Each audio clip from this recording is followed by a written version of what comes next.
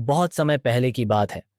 शेरगरेच नामक एक छोटा राज्य था जो चारों तरफ से जंगलों और पहाड़ों से घिरा हुआ था। उस राज्य का राजा था राजा वीरकेतु, एक ऐसा योद्धा जिसकी तलवार की धार दुश्मनों की रूह तक कांपा देती थी। पर वह न सिर्फ तलवार का माहिर था, बल्कि न्यायप्रिय और प्रजापालक भी था। राजा वीरकेतु को गुप्त सूचना मिलती है कि पास के राज्य कालधार के राजा ने उसके राज्य पर आक्रमण की योजना बना ली है। मगर यह हमला सीधा नहीं, बल्कि एक विश्वासघात के माध्यम से किया जाना है। एक नकली राजदूत बनकर कालधार का जासूस शेरगढ़ के किले में प्रवेश कर चुका है। राजा को जैसे ही इसकी भनक लगती है, वो बिना किसी को बताए रात के अंधेरे में अपने सबसे भरोसेमंद सैनिक रणविजय को लेकर जंगल के रास्ते कालधार की सीमा की ओर निकल पड़ता है। मकसद था दुश्मन की योजना को वहीं जाकर खत्म करना।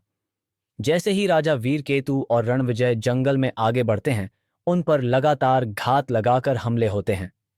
एक बार जहर बुझा तीर उनके बहुत पास से निकलता है, एक बार अचानक जमीन में छुपे गड्ढे में गिर जाते हैं।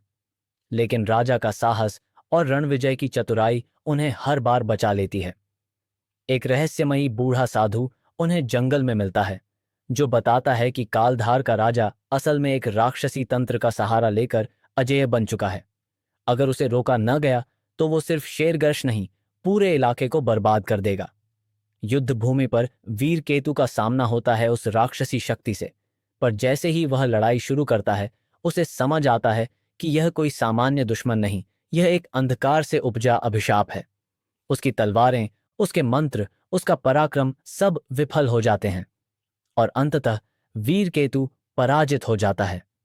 लहूलुहान और पराजित वीर केतु अपने प्रिय मित्र राजा राममोहन के पास सहायता मांगने जाता है।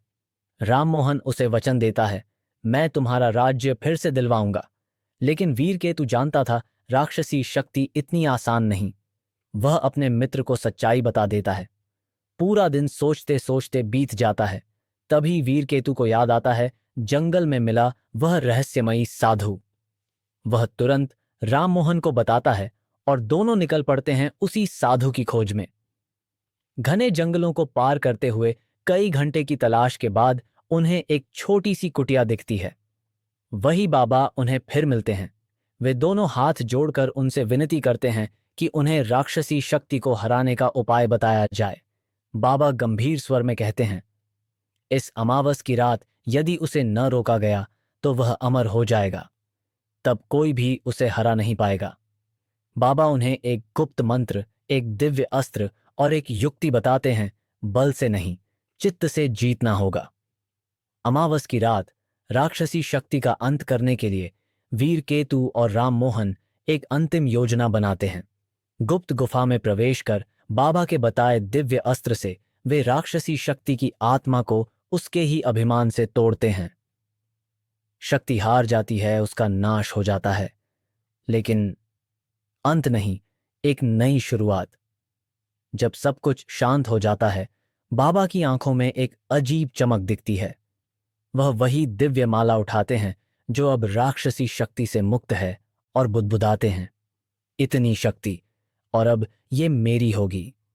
कहानी खत्म नहीं हुई। अब शुरू होता है एक नया अध्याय, जब रक्षक ही बन जाए भक्षक।